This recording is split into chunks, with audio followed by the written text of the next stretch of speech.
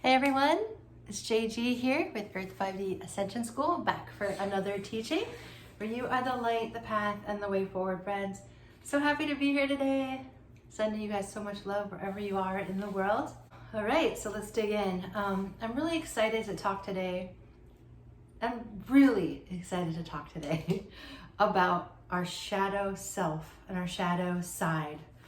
And I'm going to start by telling you a little bit of background on me and my shadow work, and with the hopes that it helps you put context around your journey, where you've been, where you're going, and helps you sort of normalize your journey through the self, right? Through the self, because as within, right? So without, as above, so below. We are all on this journey trying to navigate our consciousness through this world, and it can be challenging, right? And so that's why we need these tools to help us to navigate these trickier places within ourselves and in life. So first of all, we all have a shadow self, okay? And the shadow side of us is not to be afraid. Don't be afraid of it.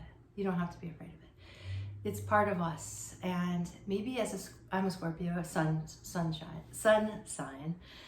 So like that, we have a tendency to be comfortable going towards the shadow because we are based in sort of this archetype of rebirth. And so like about every 8 to 10 years, we have a tendency to be that phoenix going into the fire to rebirth ourselves and to continue to grow on this spiritual path.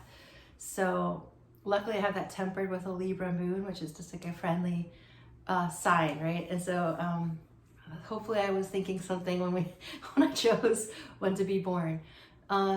If y'all believe in that, which you probably do if you're on this channel. So, all right, the shadow. Carl Jung, okay, he was a student of Freud, and Carl Jung he's long gone now. In terms of being on the earth, but his teachings were so profound, and he helped modern psychology to get past the id, the ego, and the superego, and some of the stuff that Freud taught, and helped us to see a whole nother view into ourselves. Now, Carl Jung was thought to be I believe he is thought to be a modern alchemist. So I'm not sure if he was identified as that when he was alive, but as we've uncovered more esoteric teachings and we've gotten more familiar with ourselves and the mystery schools and what exactly the hell is going on here within ourselves, how does that relate to our planet? How does it relate to what we see going on in our world today? When we see darkness, when we see injustice, we are reminded that that is a reflection of our inner worlds. Carl Jung has a saying, and the saying goes, "Those who focus on the outer world, they dream. Those who focus on the inner world awake," right? So in our inner worlds, we have both light and shade. When we're looking at our shadow, we are looking at aspects of the self that are buried in our unconscious, in our subconscious mind. And I'm pretty certain that the mind is nothing like that we think it is. And so I'm not even gonna remotely go down that path, but I don't think it's anything that we think it is. And so more on that to come in the future. But as in terms of the light and shade within, most of us are afraid. A lot of us are afraid of what we might find in ourselves. We are often taught that what we are is scary inside, like don't look within, like, you know, everyone to stay focused on the outer world. We are encouraged in our society to almost completely be focused on the physical. It's so difficult for us to even consider what it is to go within. Those of us who are brave, those of us who are called to this journey of self-awareness and consciousness are the ones that are boldly pioneering into the self, okay? And so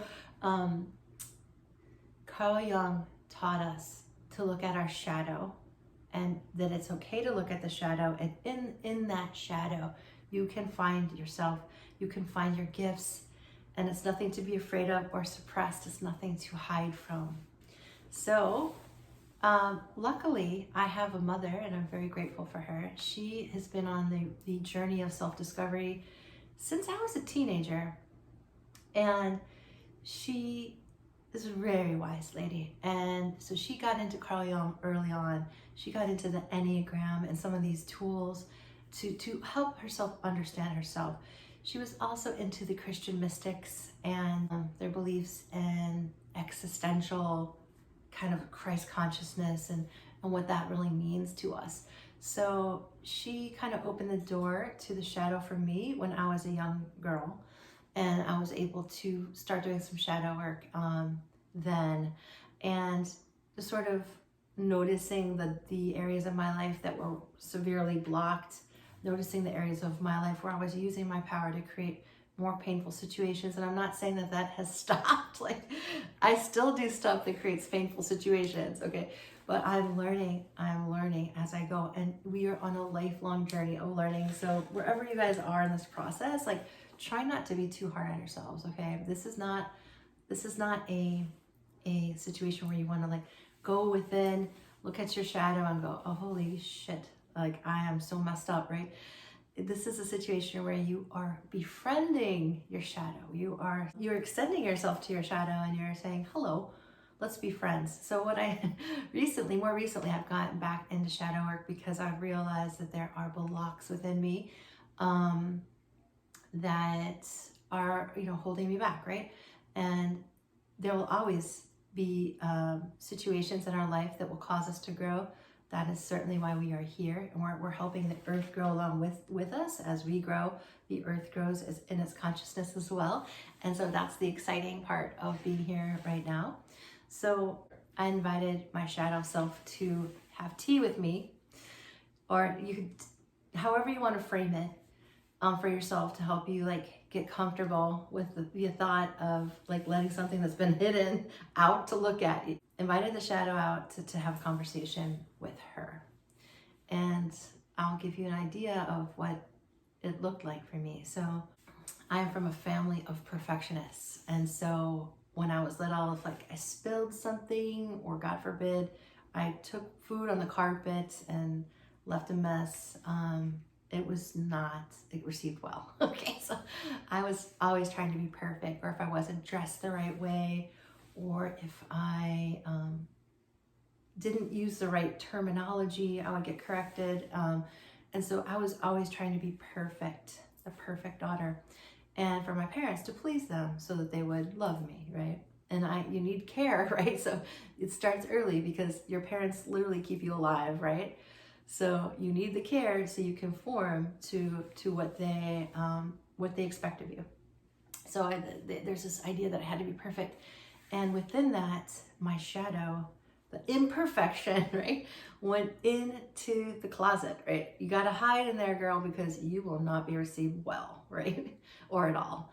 So you won't be received well, you won't be received at all. So all that imperfection, and all that craziness, you're gonna have to go in that closet.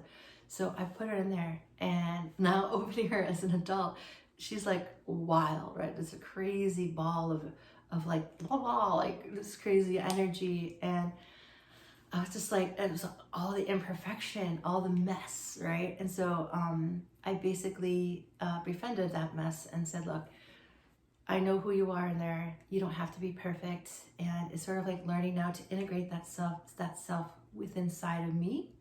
So I don't have to be perfect. So I'm not trying to receive everyone's approvals. And I could just learn how to accept myself, right, for who I am, rather than what the world wants me to be. And so there's value in doing this shadow work. And there's a lot of people out there that can help with that. You can help yourself just by not being afraid. So oftentimes we're just hiding, right? We don't want to be seen. We don't want people to really know us. And even in like the self-help and spiritual world, right? Like we stay hidden behind bullshit. We have our public self, right? Then we have our self that we share with our friends and family. And then we have our hidden self. And that's the shit that you don't want anyone to see. And I don't care how spiritual you are, right? And so even spiritual people, when they show themselves, like here I am showing myself, I do all the things that human beings do, right? And I'm not exempt from that stuff. So I have children and I have a schedule and I'm busy and I'm cranky and I'm happy and I'm loving, I'm all those things, right? But there is that private self that we hide, right? It's like we don't want to show anybody. And luckily, when we, find a partner and we love someone, we can trust them to see our shadow self, trust them to see that we love you. You are loved no matter who you are and what you're struggling with, right? And so it's the same with children. Like you see their shadow self and you love them in spite of that. Most you want to be the person that receives your children in all of their messy behavior, all their messy. So it's learning, right? I'm learning to be the best parent I can be, and I'm learning to be the best parent I can be to myself by loving myself, by loving the parts that I have tucked away that I don't think would be received well, and you can do it too. And so that's the journey, because in that imperfection that I've hidden, there's something perfect, right? There's something perfect, and that's the unique me that I'm supposed to be, right? And I'm using myself as an example so that you can also find your thing that you've hidden, that you can be. So try not to be too afraid of who you are. Try not to be too afraid of the shade and the shadows inside of you, because those shadows is the key to who you are and to unlocking your full potential. And to tie it back to Carl Jung and being a master alchemist, he is taking the dark and turning it to light. And that is alchemy, right? It's turning something that is lead into gold, turning the unconscious to the conscious, turning the unknown to the known, turning the darkness to the light. And that is what we are doing here, my friends. So especially at Earth 5D. And so I thank you for you being here, and I'm just sending you so much love and light. And I will say a quick prayer. So we just thank you, Spirit, for bringing everyone who finds me and finds you through this channel, Spirit, to bring them to help them understand and feel good and comfortable with who they are and all aspects of light and shade. That they're able to have the courage to step into some of the shadows, find out who they are, and accept it and receive it as part of the whole self. That there is no such thing as perfection, and that in that kind of self-acceptance and love, right, comes more whole being, right? I'm not saying we're whole, right?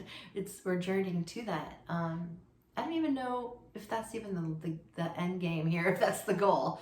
I don't know if the end game here is wholeness. I think it could be, and I'm not trying to speculate what the meaning of life is. So, but I do feel like it's more about enjoyment and receiving and freedom and liberation, and what a liberation not to be tied to your fears and what's lurking within, right? All right, so sweet, thank you, Spirit, and we just bless everyone on this channel, and we just ask that everyone feels safe and comfortable and loved in this journey of life, and that everyone is blessed beyond their wildest dreams. All right, so much love and light, guys. Take care.